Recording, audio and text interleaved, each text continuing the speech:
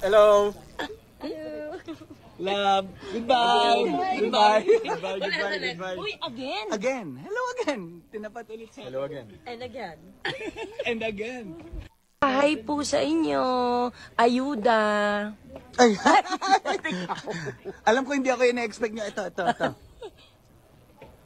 Hello. Welcome back mga kahaldab. Ito na naman po ang inyong lingkod, si Mr. Destiny. Well, marami po nagtatanong kung sino nga po ba itong taong to, na kung saan nga po tinignan siya ni Catherine pagkatapos kumbaga humiga na lang at hindi nga po nagpakita sa camera. Marami tuloy kwento lumalabas mga kahaldab, no? O ikaw na naman Mr. Destiny, marami ka na naman napapansin, marami ka na namang kwento na talagang pinag-uusapan na puro fake news naman. Okay lang po mga kahaldab.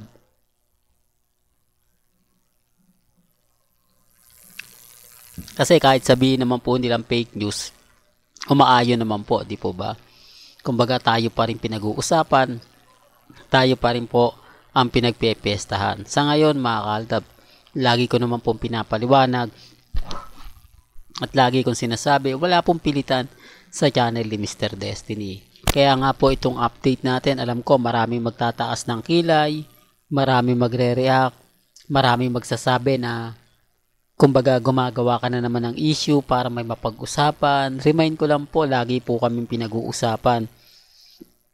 Hanggang ngayon, ang Aldab matatag pa rin. Maraming kumakalaban, marami pong kumbaga pinipilit po kaming pabagsakin. Pero hindi naman po nila magawa. Nangingibabaw pa rin po ang Aldab. Resibo at ebidensya po na naninindigan po kami. At naniniwala po kami para kila Mengay at kay Alden Richards. Hindi po ba? Hindi naman po kami namimilit Kasi kami pong mga 2015 hanggang 2019, kami-kami lang naman po magkakasama. Kami-kami lang po nagkakaintindihan. Kaya nga sabi ko sa inyo, paano nakakakuha ng mga impormasyon si Mr. Destiny gayong ang mga followers niya mga baguhan, mga may edad na 2015 hanggang 2019 kasi moderno na ngayon, maraming mga cellphone, etc. Di po ba? Sa totoo lang po, may mga taong Aldab Nation o may mga taong Aldab na malapit sa pamilya Mendoza, malapit sa pamilya Polkerson. Yan po yung totoo. Kaya nga po alam namin na ang kasal serye lang. Kaya nga po hindi na namin pinapansin pa yung mga sinasabi ng iba na bakit walang ganap kina Mengay at kay Congressman? Bakit hindi sila nag-anniversary man lang? Tapos sinasabi mo pa si Ma, si Rambo nasa Canada, malamang nagse-celebrate ng anniversary dahil 1 year anniversary din nila. Di po ba? Isang araw lang naman ang pagitan, kinasal si Maha at si Rambo. Well, hindi na nga po namin yung pinapansin kasi nga po alam namin sarswela lang po ang kasal serye nga po. Di po ba? Kaya dito na lang tignan nyo po yung update natin kung sino nga po ba nagsasabi ng totoo at fake news.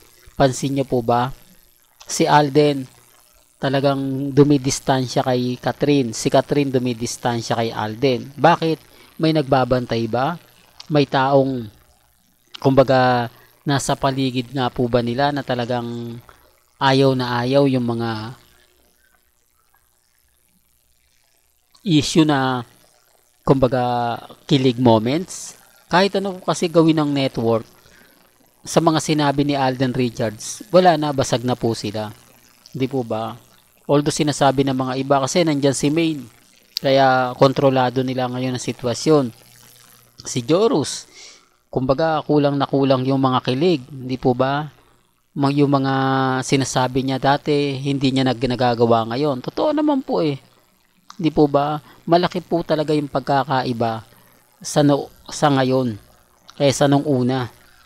Gaya po ng birthday celebration. Pasensya na po kayo kung paulit-ulit ko itong sinasabi para rin po klaro. Para lang po sa mga taong dumadaan at bumibisita po sa channel ni Mr. Destiny para maintindihan nila na yung mga pinopost ko po, mga ina-update ko, ay galing din po sa social media. Hindi ko po to inedit at wala po tayong editan na nangyari. Kaya po yung mga nakikita ninyo sa mga eksena nila Alden, ni Catherine, kung bakit nga po ba parang masyadong hindi sila close, parang yung kamay ni Catherine never na humawak sa kamay ni Alden, at si Alden Richards never na umakbay ng matagal kay Catherine, agad-agad bumibitiw. Bakit? Gaya nga na sinabi natin, may mga nakapaligid po sa kanila, may mga taong nagmamatsyag, nanonood, di po ba? Kung ano nga po ba talaga yung buong kwento at buong istorya. Kaya nga sabi ko sa inyo, ako, kampante po ako, mga kaaldab, sa mga binabalita natin na wala talagang relasyon si Catherine at si Alden. Pinipilit lang po nila. Gaya nga po ng sinabi ko, kung may relasyon yung dalawa, hindi na nila itatago pa. Kasi yun nga po yung pinambabasag nila. Maganda na nga po raw ang buhay ni Mengay kay Congressman Arjo. Tapos si Alden Richards kay Catherine, medyo private na lang daw yung relasyon nila dahil marami daw pong intriga, marami daw, kumbaga, baka daw maapektuhan. Common sense na lang po yan, mga kaaldap, no?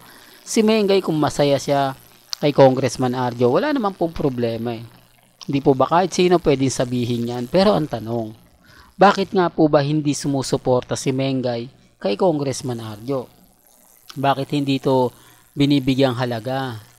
Gaya nga po ng sinasabi ko sa inyo, pagpunta sa SONA, pagbigay ng mga relief goods, bakit wala siya? Eh siya pa naman po yung first lady ng QC.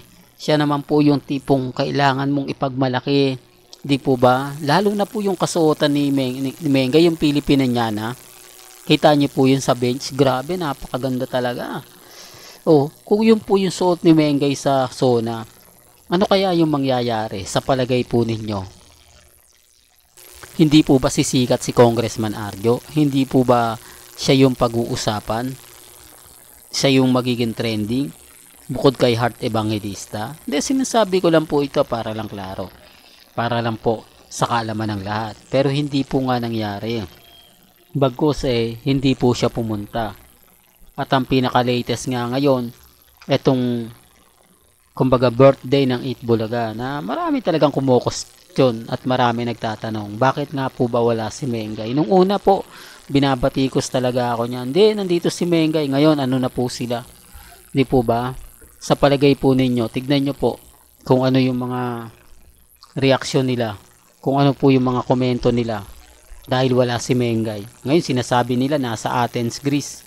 Oh, remind ko lang po sa mga ayaw pong maniwala, okay lang. Di po ba? Pero, kumbaga, sabi ko nga po sa inyo, kaming Aldab Nation, kampante lang, matatag lang. Mag-aantay lang po kami ng tamang pagkakataon, tamang tiyempo. Di po ba? Nakapaghintay nga po kami ng 9 years. Di po ba? Ngayon pa kaya na malapit na ang tamang panahon. Nag-aantay na lang po kami ng press con. Gaya ng sinabi ni Alden Richards. Hindi po ba napakatalinong sagot yon ni Alden Richards para ma-stop na yung kumbaga issue na single siya, issue na may girlfriend siya? Ang hihintayin lang po natin kapag inanunsyo na ni Alden Richards, ibig sabihin niya mag-aantay na lang po kayo.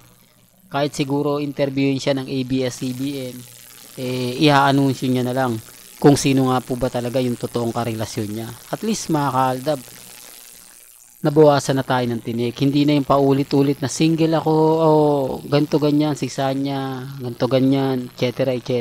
Di po ba? Tapos kay Mengay, walang update si Men sa Instagram, sa Twitter, sa Facebook, sa mga website. Doon pa lang panalo na tayo. Once na hindi nagbibigay ng post si Mengay, alam natin, di po ba, kung nasaan siya. Alam natin kung sino yung kasama niya. Di po ba? Kasi private nga po private life. Yan ang patunay mga kaaldab na tayo po ay malakas. Aldab pa rin po ang malakas. Yan po yung totoo na hindi po nila kayang tibagin at hindi po kaya nilang kumbaga pabagsakin. Well, hanggang dito na lang po ang ating latest updates. Kaya kung gusto nyo pa po ng pinaka-latest at sariwang update, abay tumutok lang po kayo dito po sa channel ni Mr. Destiny para updated po kayo sa mga latest at sa mga bagong video po na ilalabas po natin maya-maya lang. Kaya kung bago ka lang sa channel na to at isa kang true-blooded Aldab Nation na nagmamahal kina Mengay at Isoy, tama po ang channel na pinuntahan mo, kaya consider na po kitang bagong subscriber. At huwag mong kalimutang i-share ang mga video po natin sa mga mami, sa mga titas, at sa mga senyor. Hanggang sa muli, salamat po sa panonood at pakikinig.